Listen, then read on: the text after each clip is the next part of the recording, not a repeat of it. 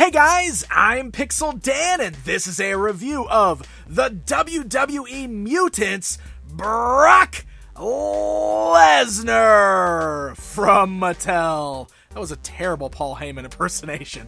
But this WWE Mutants line was a line that when first revealed back at San Diego Comic-Con had me really excited and intrigued because I thought it was such a fun and weird looking line of toys, and I knew that once they started hitting I was gonna have to pick them up. So let's jump in and take a look at the first figure I've picked up, being Brock Lesnar.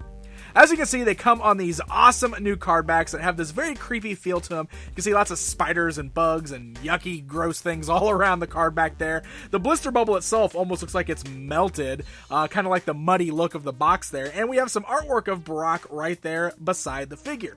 When you flip that around to the back side of the box, you can see a better shot of that awesome mutant version of Brock Lesnar. Really cool artwork there, as well as a little blurb that says, "The Beast Incarnate displays his staggering strength and surreal intensity. His forearms and spiked exterior reveal a creature equipped to destroy." A four-armed Brock Lesnar. Amazing. Down below that, you can see some of the other figures as they appear in the Mutants line. So let's go ahead and pull Brock outside of the box and take a closer look at him. So yes, this is a four-armed monster Brock Lesnar who definitely feels like he comes straight out of a Mortal Kombat video game, right? I mean, he looks like he's Goro or somebody, and I love that. I think that's so crazy.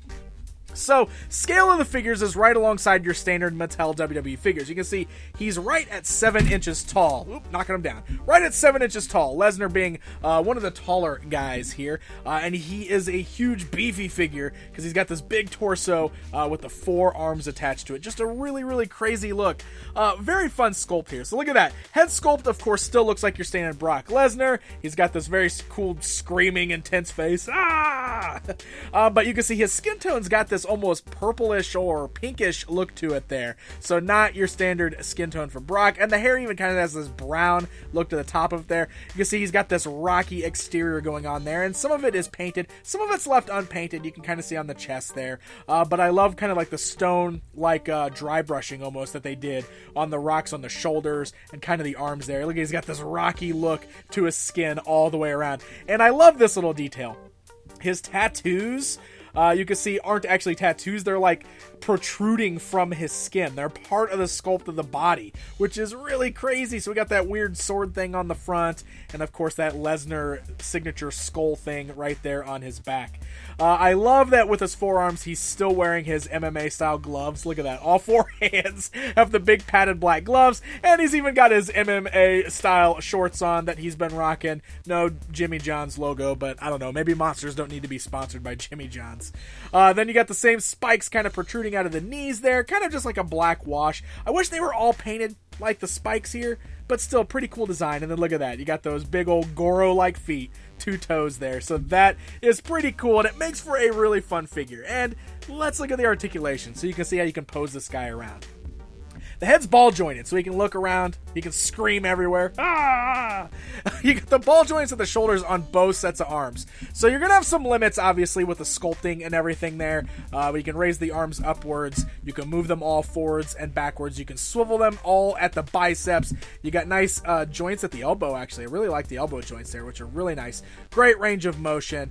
You can swivel at the wrists, and you even got a hinge joint in the wrist. So look at that. That is very cool. Now, the top arms have the closed fist sculpts, while the bottom 2 hands are more open sculpts there. So it's got a little bit of variance to his overall design. Look, he's even got the skull tattoo on his shoulder protruding. I thought that was cool. Otherwise, he's got a standard waist swivel there. You've just got standard joints at the legs that move forwards and backwards. You do have swivels at the knees as well as knee joints there.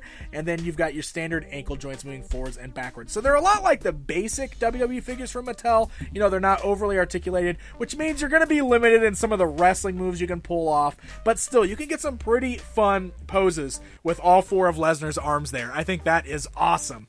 have him do battle with some of your other WWE mutants. You could go for a crazy forearm suplex city or hit the F5. I thought it was pretty fun. I actually really like this guy. I think this is a really fun and just a weird concept overall, but the weirdness is what attracts me to these. I think they're just really fun figures, and I'm very curious to check out some of the other figures in this WWE Mutants lineup. So there you go, my friends. There's a look at the new Mutants Brock Lesnar figure from Mattel. These are starting to hit store shelves right now. I found mine at Target, so happy hunting, my friends. And hey guys, if you enjoyed this video, please feel free to leave me a comment down below, hit that like button, and don't forget to subscribe so you never miss out on a review. Until next time, my friends.